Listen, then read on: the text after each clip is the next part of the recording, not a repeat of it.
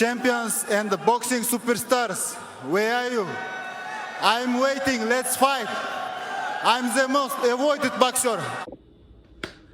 The untouchable True School Sports Empire proudly presents something the boxing game's been missing. Hey, what's going on? It's your boy BT, and I came here to talk some boxing with the thousands of True School Sports subscribers. Alright, so I wanted to discuss this because you guys know that I made a big deal about the whole Inoue Fulton fight. You know, we actually went to Japan for when the fight was scheduled, despite the fact that, it got postponed. I got great content in Japan. Went to the Ohashi gym. It didn't go how I wanted it to go. Life goes on. Probably not going to Japan for the fight, unfortunately. I'll be honest with you guys. I'm probably not going to Japan for this fight that I really wanted to see. But we're still going to cover Inoue Fulton because this fight deserves all the coverage it can get. So any excuse I have to talk about Inoue Fulton, I will look for reasons. I will look for news. I will look for tweets. I will concoct things, reasons to make videos about Inoue Fulton. So with that being said, with that being established here on True School Sports, let's get into the nitty gritty, the meat and potatoes of our video, the topic of our video, which is the fact that, and I want to, and this is really going towards like more the American boxing fans, right? Because I really do feel like Naoya Inoue doesn't get the respect he deserves here in America. Now, part of that is because he hasn't fought a ton of American fighters, because there's just not a lot of American fighters at 118 for him to fight, and then on top of that, Top Rank, I don't think has done the best job of promoting him. Like he's had a fight since he's been with Top Rank that wasn't even televised when he fought Aaron Dippian. So it's a lot of factors, but ever since this Fulton Inoue fight became a thing, I've seen a lot of boxing fans here on YouTube do anything and everything to discredit Naoya Inoue. And the reality is this, and I want to give my main man Adam Abramowitz, because this tweet actually inspired this video, so he gets the credit for inspiring this video. But he had an interesting tweet, and I'm gonna read it to you guys, and I'm gonna give you guys my thoughts on what he said. So he stated the following, and I quote: "If Inoue beats Fulton, a big if, he would have beaten the #1 guy in 3 divisions, and would have been the #1 fighter in 4 divisions. Those would be some fine credentials, but he doesn't live in America or fight here that much, so ... reasons." So basically he's saying that Inoue doesn't live in America, and that's why he's not getting the fanfare that he really deserves. Because think about it, right? Let's just say we're not talking about Inoue. Let's just say it was a fighter. You don't even know what nationality they are. But all you know is that they fight at 120. They fought in these weight classes, and they've been the #1 guy, and they beat, they've beaten the man. They've beaten the best guys in the division for the most part. Well, Inoue has done that with the exception of 115, and I don't really see the respect being put on his name. And you know what's been pissing me off? I'll be honest with you guys.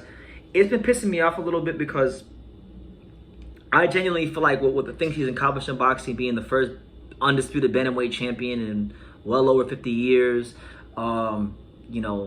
being the fastest fighter along with Lomachenko to win a world title in 3 weight classes, winning a world title in like a 6 pro fight, having an absurd record in world championship fights where he's got like, what is it now, like 18, 20 knockouts in world championship fights. He's got like, he's sporting like a damn near 90% or 88% knockout ratio in championship fights. He probably has the best knockout ratio of any fighter at the championship level in boxing, apart from Artur Beterbiev.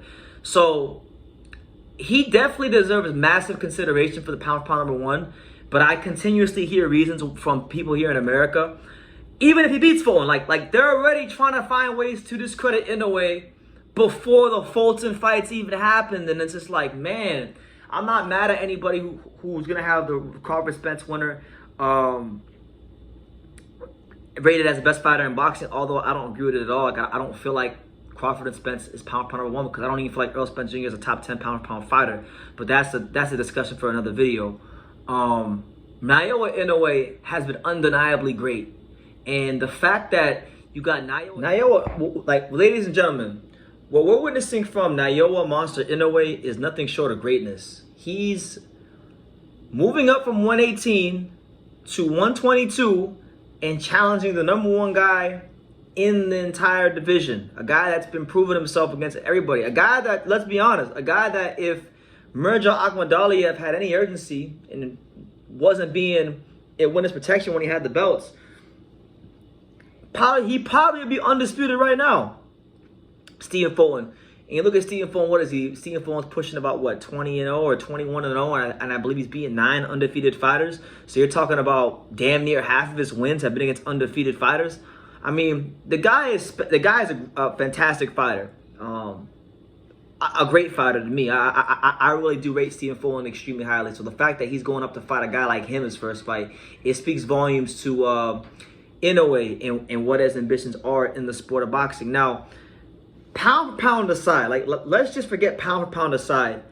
The greater issue, all right, the greater problem I have on a much larger scope isn't even Naoya Inoue not being pound for pound number 1. It's okay if you have Usyk pound for pound number 1 or Crawford pound for pound number 1, or things like that. That's okay. That's all subjective, you know. But where I have an even bigger problem is people don't even want to acknowledge him as a great fighter. And that's just bullshit, because the dude is a great fighter. You know, he's nothing short of a great fighter. I mean, the guy, I mean, he's already proven himself at 108, proven himself at 115, you know. Although I will say, you know, I thought he should have fought some of the other guys at 115, but that's neither here nor there. But went undisputed at 118. He's done his thing. He's done his thing, and he's beat the dog shit out of everybody they put in front of him. The only time he ever had any sort of resistance, like real resistance in fights, was the first Donaire fight. Okay, everybody else been ran through. And it's not just the fact that he's a knockout puncher. It's that he's a versatile knockout puncher. He's knocked guys out with jabs. He's dropped guys back. He's dropped the knocked out guys stepping backwards. He's done it with counter punches. He's done it with left hooks. And mind you with Inoue, he scored a lot of knockouts and knockdowns with body shots. Think about when he fought Michael Dasmarinas, touched him right here to the body and wound up stopping him. A lot of people talk about Earl Spence and a couple other fighters as the best body punchers in boxing. Inoue might be the best body puncher in boxing his damn self. So when I think of guys that are great fighters in boxing, you said, Brendan, just forget pound for pound. Name me some great active fighters in boxing. Naoya Inoue is gonna be one of the first 3 to 5 names out of my mouth. I'm gonna say Terrence Crawford. I'm gonna say Naoya Inoue. I'm gonna say Romo Gonzalez. I'm gonna say you know, Better Bivol. I'll probably throw one at Gervonta Davis, because I do think Gervonta Davis is showing pound for pound skills as he continues to progress in his career. But it's not a lot of guys in boxing who I really consider like great fighters. But he's one of the guys that not only do I think he's a great fighter, I think he's going to go down as the best fighter in the history of Japanese boxing, which is like crazy, because Japan is a boxing superpower. Like, you talk about the dominant countries of boxing, you talk about the USA, you talk about Mexico, you talk about England, but Japan is like, it's up there. It's pretty up there, you know? So, yeah, I'm making this video to vent, because I just feel like Naoya Inoue is being underrated to a degree. A lot of people say, I hear a lot of people in America say he's being overrated. No. You just don't know boxing, and you're not properly appreciating the moment that we have in front of us. He's being very underrated and underappreciated, because there's nothing he can't do in a boxing ring, okay? Body puncher, A+. Jab, A+. Speed, he's got that. Punching power, he's got that. A chin, he's got that. Grit, he's got that. You know, an uppercut, he's got that. Straight right hand, he's got. Like, he is probably one of the most well-rounded fighters in boxing, and that's the thing, right? Another way you judge a boxer, a fighter, a great fighter, or any fighter, is you kind of have to put yourself in the head of the opposing trainer. So imagine you're a boxing trainer. Where do you find a weakness to beat a guy like this? And to me, when I look at all the fighters in boxing, Crawford, Usyk, Beterbiev, Inoue, anybody you can name, just anybody, Spence, anybody you can name.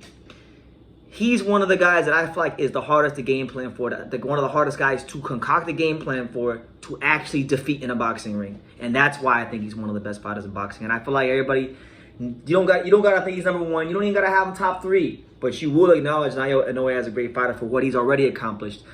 Win, lose, or draw, the Stephen Fulton fight Just the fact that he took the fight, just the fact that he's going up to 122, his first fight, no tune-ups, fighting Stephen Fulton, that's enough for me to say Naoya Inoue is a great fighter. And I'll leave it at that. So you guys let me know what you think in the comments down below. Make sure you guys take the time to subscribe. And like I say in every single one of these videos, you can love me or you can hate me. But I'm just a kid from Daniel. So until next time, take care, guys.